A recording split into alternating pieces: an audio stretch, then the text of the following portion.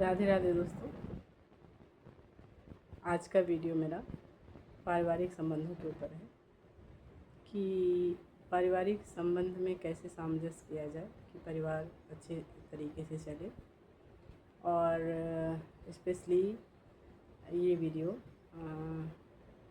जो है सास बहू के रिलेशन को लेकर के है। और अगर इससे कुछ लोगों में भी बदलाव आता है तो मेरा वीडियो बनाना सफल हो जाएगा। और घरेलू कलह तो आजकल बहुत ज़्यादा बढ़ती चली जा रही है। आप लोग न्यूज़ में भी देखते होंगे, आसपास भी देखते होंगे कि पढ़े लिखे लड़के लड़कियों का जीवन जो है वो थोड़ी सी नासमझी के कारण बर्बाद हो जाता है। और जब तक बच्चों की शादी नहीं होती है तब तक तो वो बहुत खुशहाल रहते हैं, लेकिन जैसे ही शादी होती है ऐसा क्या हो जाता है कि आपस में मनमुटाव बढ़ता जाता है और पारिवारिक कलह होना शुरू हो जाता है। जहाँ तक मेरा विचार है कि इसका मुख्य कारण है जो है पारिवारिक मेन जो धुरी होती हैं वो महिलाएं होती हैं। परिवार की मेन धुरी होती हैं और उनको ही सब देखना होता है।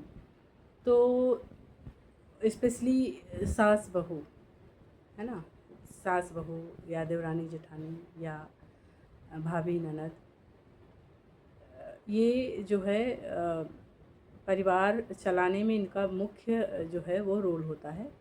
और सास और बहू जो है उन दोनों में एक दूसरे की स्वीकार नहीं करती हैं। इस वजह से जो है, सबको नहीं कह रही हूँ कि सभी में ऐसा होता है, लेकिन मोस्टली ऐसा ही होता है कि दोनों एक दूसरे को एक्सेप्ट नहीं करती हैं और इस वजह से भी जो है कलह होती है। और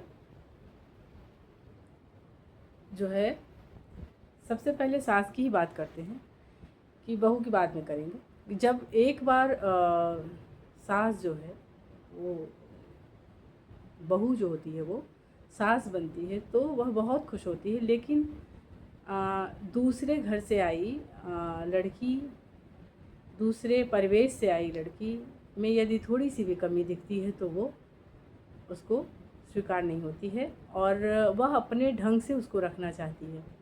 अच्छी बात है, रखिए, रखना भी चाहिए, लेकिन ये भी सोचना चाहिए कि जिस तरह से आपकी अपनी लड़की है, आपने पाल पोस के किसी को सौंपा है, उसी तरह बहू भी किसी की लड़की है और उसके माँ बाप ने उनको पाल पोस के प्यार दुलार से रखा और हंसी खुशी से आपके घर विदा किया, तो आप उनके सुख दुख के साथी हैं।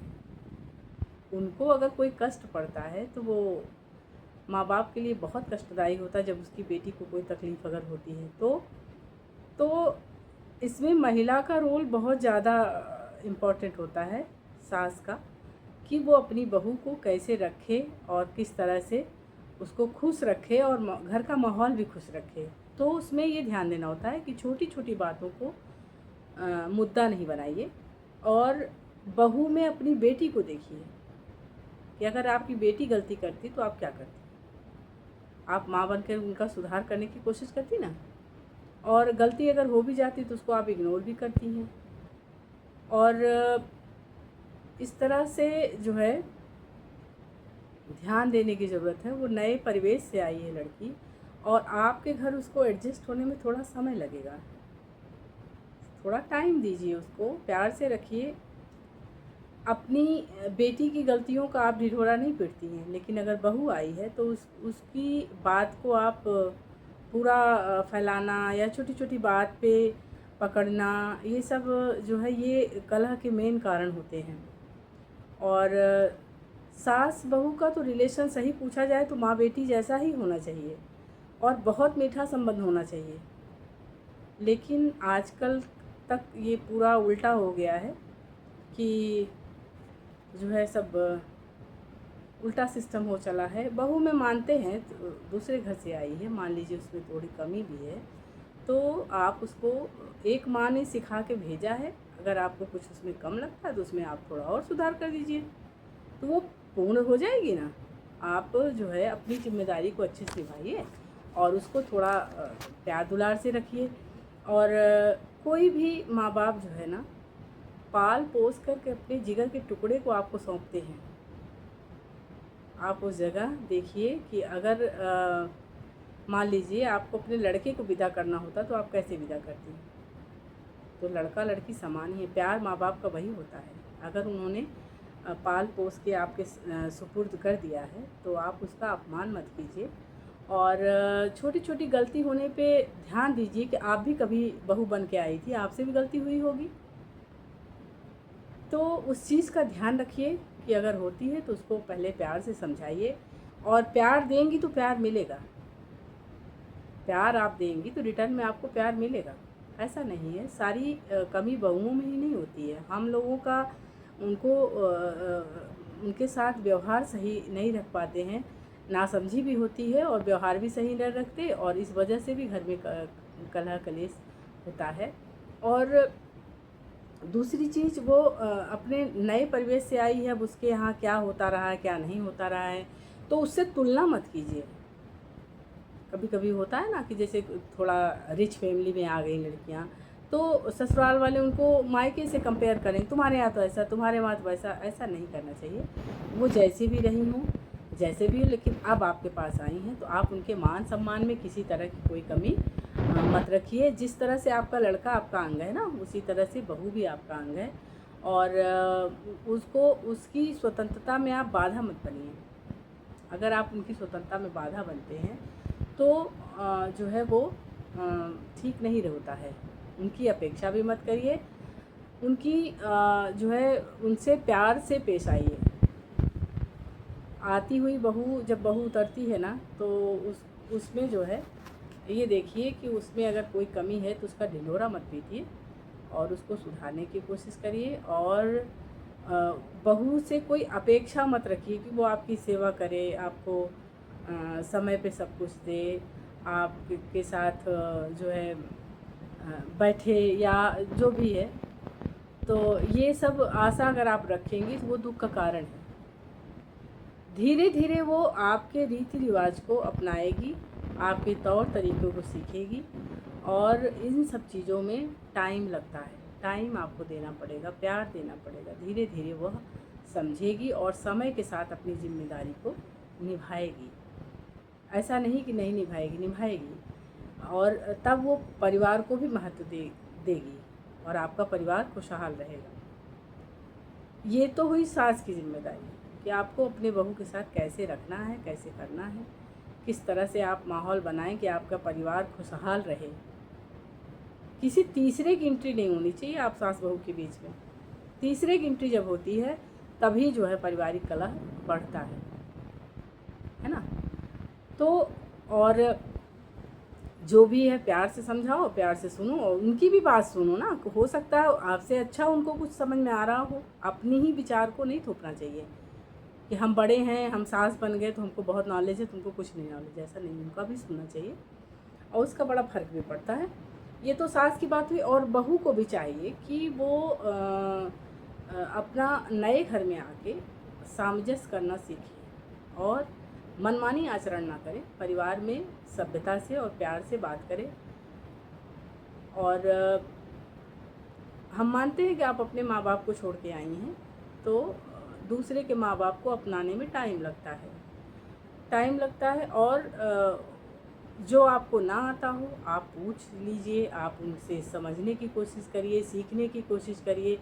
मायके की आज़ादी मायके में ही छोड़ के आइए, क्योंकि ससुराल है, कुछ जिम्मेदारियां आपकी बढ़ जाती हैं यहाँ आने पे और आप उस चीज़ को नहीं करती तो वही मेन हो जाता है कि मतलब पारिवारिक कलह का कारण बन जाता है। तो नए घर में जिम्मेदारी से रहें, हर बात का जवाब ना दें, अपने से बड़ों की बात को सुनें, हर छोटी छोटी बात को अपने मायके तक ना पहुँचाएँ।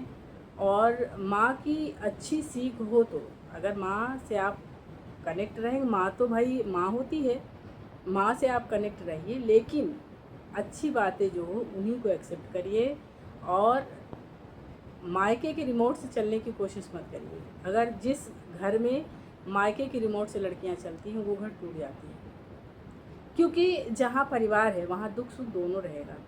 और अगर आप छोटी छोटी बातों को वहाँ पहुँचाएंगी तो वहाँ की सलाह से चलेंगी तो फिर एडजस्ट करना बहुत मुश्किल होता है। इसलिए परिवार तोड़ने वाली बात बिल्कुल ना करें, और परिवार आपका है, आपका सुख दुख होने पे आपका ही परिवार काम आएगा, आपका परिवार ही आपके लिए सही रहेगा। और मायके से किसी लड़की का गुजारा हुआ नहीं है और ना ही होता है। परिवार भले ही तोड़ देंगे, मायके से परिवार आपका तोड़ देंगे, लेकिन वो आपका गुजारा नहीं करेंगे।